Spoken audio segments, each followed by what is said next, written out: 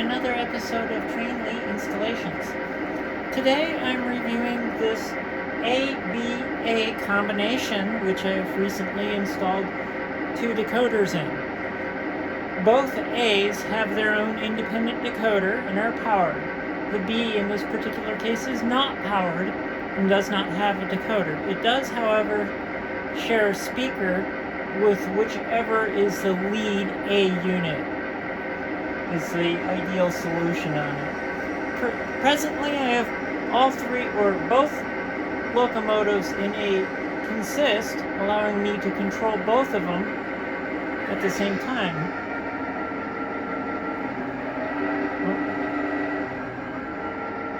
Change directions here.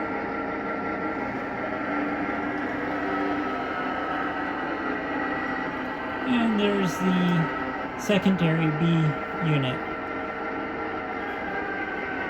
I'm going to go ahead and pull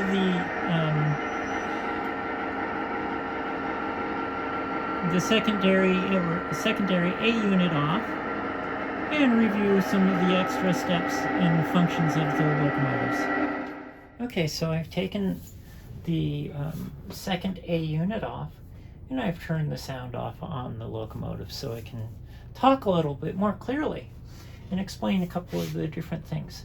As I said before, both the locomotives, both A unit locomotives, which are the ones with the cabs, have decoders in them.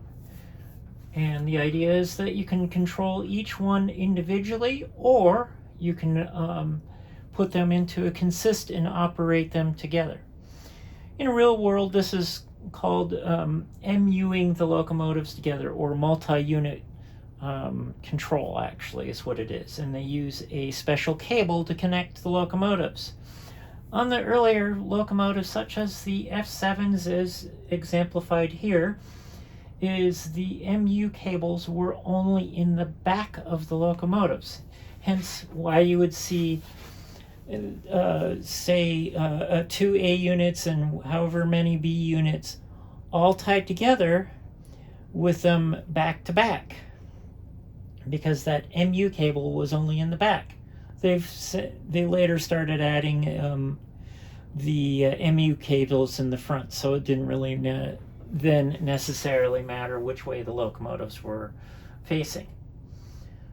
The MU allowed a single engineer to control all the units involved. They still do that today. In this case, as I said, the decoders are in each of the A units, and the only thing that they share into the B unit is the speaker connection, which is the 2-pin connection coming out of whatever the lead A unit happens to be.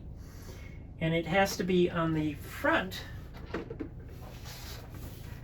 of the B unit. So this is the only one that's connected to the speaker. The front is, I've demarked it for the customer with a little F at the front of the B unit. But it's easy. Usually the 4 main fans go in the rear, and then you have the single one. It's up towards the front. This is where the cab would be normally. So I'll go ahead and connect that back up. The B unit does not have any power, and it just rolls normally. There. Now the speaker is connected. Now to turn on the sound with the locomotive, is as standard as F8. Also, before I mention that, each locomotive has its own unique road number. On the F units, it is the number that is on the number board. That is the road number.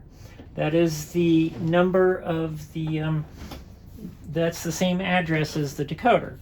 So to control the locomotive, I will go to address, what's that, 329. So I'll go find 329. And I have that on my controller. And then to turn on the sound, I press F8. Goes.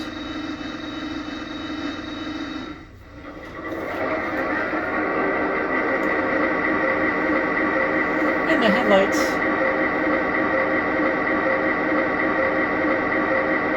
are turned on using F0. And then your bell is F1. F2 is one of the horns. F3 is another horn. F4 is what is commonly referred to as shunting mode. This is a mode that would be used to shunt cars around. And it changes the momentum and behavior of the locomotive. So I didn't change the lighting settings in shunting mode. The lighting settings for this, I turn on the lower headlight, which is here, the number board lights, and the marker lights, or class lights. The upper headlight is independently controlled. So F4 is the shunting mode. It fixes the speed of the sound, so it sounds like it's always going the same speed.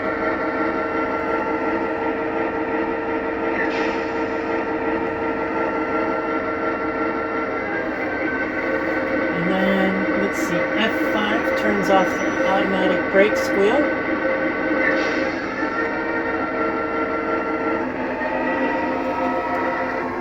So it doesn't squeal its brakes when it comes to a stop. And turn it back off.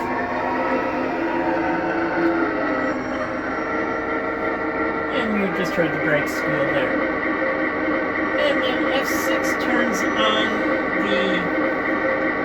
the long distance lights or the upper headlights, which you can't see from that video view. And F7 turns on the Mars light, which is also the upper headlight. The cab light turns off automatically with movement.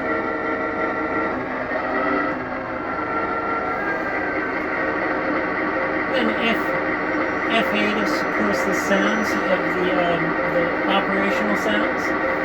F9 is what's referenced as flange squeal. This is the sound the flanges make when they're rubbing against the inside of the track, typically associated with going around curves.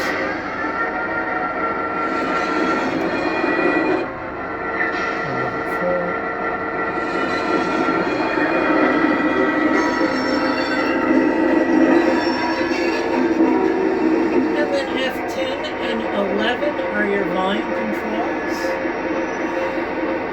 F10 increases the volume, F11 decreases the volume. F12 is references a alternative sound set. And then, let's see what we have. And F13 is the coupling sound.